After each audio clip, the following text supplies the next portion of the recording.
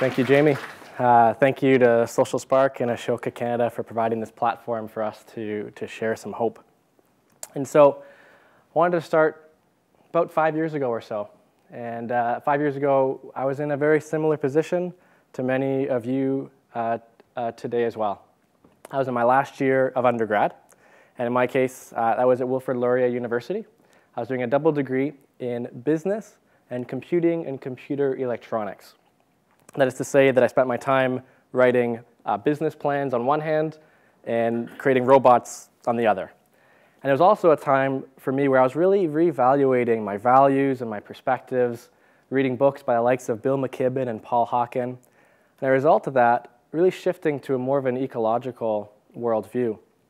And so this is where I wanted to share and kind of start this journey with you this evening. And as I do that, I want to illuminate two things for you. First of all, I want to give you a sense of how business can be engaged in some of the most complex and pressing global challenges we face. And secondly, I want you to get a sense of how social enterprise can be used as a tool for exactly this. And so for me, when I was in this last year of undergrad, I was in the co-op stream. And so I did most of my terms at high-tech firms. I was in marketing roles for the most part. But in my last term, or my last year, I decided I would just opt out of that last co-op term. I spent my time instead getting a sense of how this worldview and this new passion and how my career could become the same thing. And this meant that I went to a bunch of conferences. I spoke to people I thought were in the field. I rallied for green jobs on Capitol Hill. And along the way, I found myself coming back to campus and realizing I wasn't going to be able to go back to the regular old business courses I had been for the past 4 years. And so when I got back on campus for that last year of undergrad, I found a prof who was willing to look at research with me into carbon pricing options. That's another way to say we looked at carbon tax versus cap and trade as options for our economy to internalize a price on carbon. And through that research, really found most of all that, wow, there's a massive business case for companies to look at reducing their carbon impact and to integrate sustainability into what they do beyond regulation. What I mean by that is, first of all, there's a ton of risk for a business. That risk can manifest itself in terms of supply chain risks, whether you're talking about a Walmart or a Procter & Gamble that are influencing their supply chain and asking more of them, or it can be simple policy risk, whether you're looking federally or provincially. There's a lot to be said about branding as well, that companies are looking to align their brand with those of their customers and those expectations of their customers to have sustainability integrated into what they do. Employee attraction is actually for you and me. It's that Gen Y is increasingly in the interview process asking, have you got an environmental strategy in place? And as a result, customers or companies are adapting to ensure that they can answer that question in a positive way. And then, of course, there's bottom line cost savings. That simply put, this is an opportunity for companies to reduce their energy impact, reduce their overhead, save money, and reduce their environmental impact at the same time. And so as we got inspired by the opportunity that business had and the opportunity at the local level, well, wait a second, there's an opportunity to really shift the paradigm. That paradigm of how our economy interacts and the paradigm of the extent to which companies and our local economies integrate sustainability into what they do. And so what we then did from there is, well, then wanted to continue doing this research and continue avoiding courses to do that. And so found our way into a second research term. We then started to write a business plan for an organization that would do exactly that. That would be that connector point, that would bring the network together to move a community towards a paradigm shift that would integrate sustainability into the norm. Specifically, what that meant as we started that organization later became Sustainable Waterloo Region. Our flagship program was called the Regional Carbon Initiative. What we did is helped companies make commitments to reduce their carbon impact. And the way we vision that happening is fourfold. First of all, let's help companies to report their impact to us first of all. Secondly, let's run events so that they can learn from each other best practices to reduce. Third, let's give them support services so we can coach and guide and direct best ways to reduce their carbon impact and save money at the same time. And then last, let's recognize them and celebrate the progress that businesses make as they walk down this path. And so this is the kind of plan we put together while we were in our last term of undergrad, and we kind of continued to work on that. And then it took about 11 months at the end of undergrad.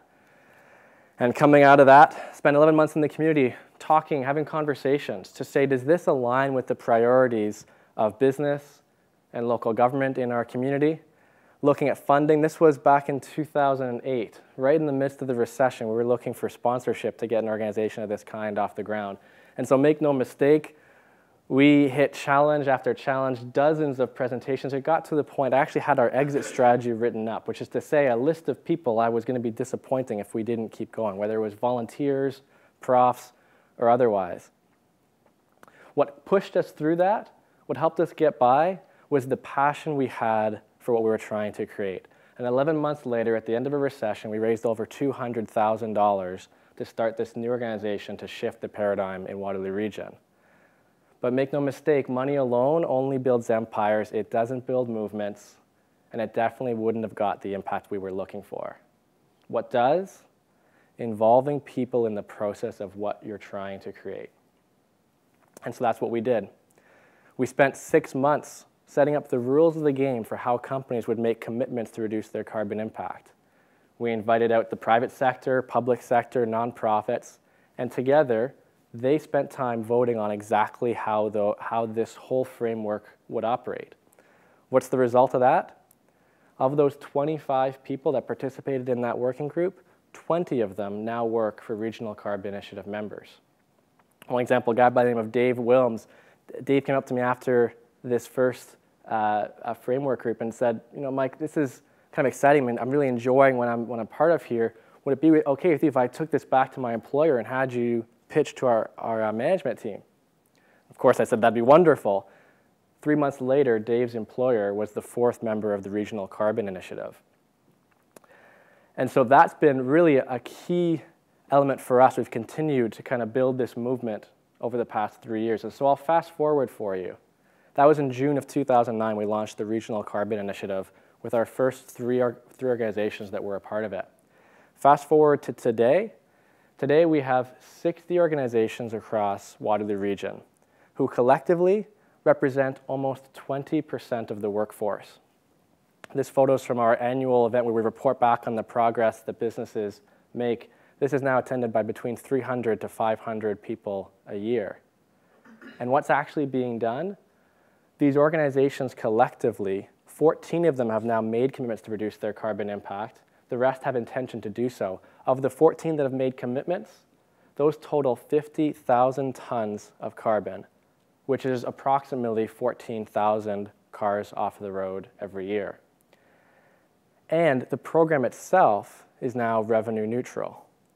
That is to say that the revenue we bring in from the Regional Carbon Initiative through membership fees and event sponsorship and event attendees is sufficient to support the program on an ongoing basis. And so what we're really at the cusp of is starting to see that shift take place in Waterloo Region. And so what do I really mean by that? Well, first of all, industry norms are shifting. What that looks like, for example, in the insurance sector, the majority of the largest companies in the insurance sector in Waterloo Region are now members of the Regional Carbon Initiative. Collectively, they're working towards getting a sense of their carbon impact and then making commitments. As a result, increasingly, if you're a major insurance company operating in Waterloo Region and you're not a part of this already, when I have presentations like this to local groups, one of the first questions I get asked is, what about that insurance company that's not in that list? Increasingly, they're conspicuous by their absence. Secondly, we're seeing an actual marketplace start to develop, a sustainability marketplace by virtue of the commitments that these Regional Carbon Initiative members are making. As a result of these commitments being made, well, what happens next? These companies then look to local practitioners, local energy auditors, students, faculty.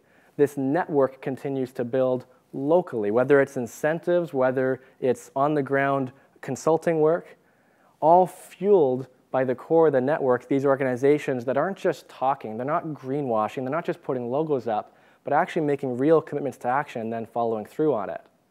Which then, for the community, actually creates a local economic development opportunity. That if you're a renewable energy company looking to site your next manufacturing facility, and you're wondering what site across Ontario might be best suited for your organization, well, increasingly, Waterloo Region has a competitive advantage by virtue of the sustainability marketplace and ecosystem already in place. And this is in a sector, the low carbon sector, that we know is growing faster than the Canadian average. And so as a result of that, we've now started to inspire other similar programs locally where our whole hope is to transform the system and really unlock economic value for the companies and the private sector that participates, and while doing that, changing the sustainability paradigm for our local economic system. And what we've seen happen as a result of that is all of a sudden other communities start to take notice. And so it was about 3 years ago that the guy on the far right side of this slide, the left side for you, came up to me and said, Mike, what you guys are doing here is really exciting. Would you be willing to share your business plan and maybe coach me a little bit on what this might look like in my community as well? And I said, sure, that'd be a lot of fun. Let's do that. We started some Sunday afternoon phone conversations, and Sunday afternoon phone conversations led to more. And a year later, Evan had launched an organization very similar to transform his community in a similar way that we'd been working in Waterloo Region, and actually asked me to come out to their launch event, which I did. Brought along with me a company that had been a part of the Regional Carbon Initiative for the past 3 years. This is a manufacturing company we brought along who really is a wonderful story that I can share with you. This is a company led by a CEO who watched An Inconvenient Truth about 5 years ago. Had a daughter around the same time, and his morals really started to shift. And so he brought that to his company and said, okay, we're going to really change our operations. We're going to reduce our environmental impact. This company was a manufacturer. They bend and cut steel. And so Paul brought this back to his workforce and started to do all kinds of energy conservation and energy efficiency work in his operations. This is everything from thermostats to lighting to heating and cooling to changing the way his large bay doors operate in the wintertime so that they close quicker. Really simple stuff. Well, his first 37 projects that Paul implemented in his business ended up costing about $46,000 to implement. He saved $96,000 a year in his energy costs. The average payback on those first 37 projects was just over 6 months. As a result, what happened? Well, that kind of created a catalytic effect in his organization. He started to use the returns from those projects to then fuel more, started to take on projects of payback periods of 4, 5, 6, 7 years, more ambitious than that sort of low-hanging fruit that he started with. As a result, Veriform, this company based out of Cambridge, they've actually now reduced their carbon impact by 60% while doubling their profit at the same time.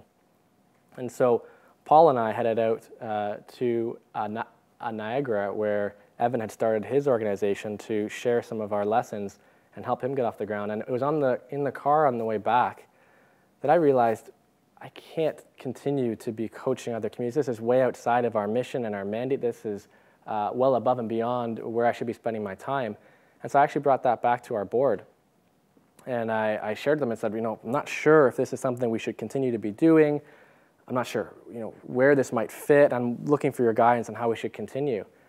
And it was the prof who had actually started the research with me back in 2008. That same prof, who now is the chair of the board, he stood up and he said, Mike, this really isn't a question of if we share this. This is really a question about how we go about doing this, and maybe who goes about doing this. It doesn't really matter who does it, but if we've got something here that has some measure of success in transforming our economy to integrate sustainability, and by virtue of that have some impact on climate change, well, we need to be able to be in a position, or somebody needs to be able in a position to share that. And so that's what we did. We then went back to a funder and got some funding to then do some research to look at how exactly that might work. Fast forward another year and a half, we're now in a position where we're in the midst of scaling and creating a national network with the support of groups like Ashoka, for example, creating a network whose role it will be to take the core approach. And by no means are we going to franchise anything. Everything I mentioned earlier stays the same. This is about taking the core approach, making sure that other communities that we begin to affiliate with are playing the same game that we are. That is to say that they're working with business, they're getting real commitments to action, and then it's a social enterprise. And if that's the case, then putting our full support behind it to take the core of what has started to happen in Waterloo Region, the core of some of the shift I've been talking about, and see if we can replicate that in other communities. To date, we've had 12 different communities from every corner of this province, London being one of them, in fact, where someone or some entity has come to us to say, what's happening in Waterloo Region, and is there some way some part of that might be able to be replicated in my community as well? And now the really exciting, challenging, inspiring question for us is to get a sense of what kind of catalytic effect what started to happen in Waterloo Region can have in other communities. Really, to its core, it's to what extent has this core model have the ability to replicate in other communities, to take the core of what's been done here and share that. And so if anything you can take from this is that what we're doing is really early days still.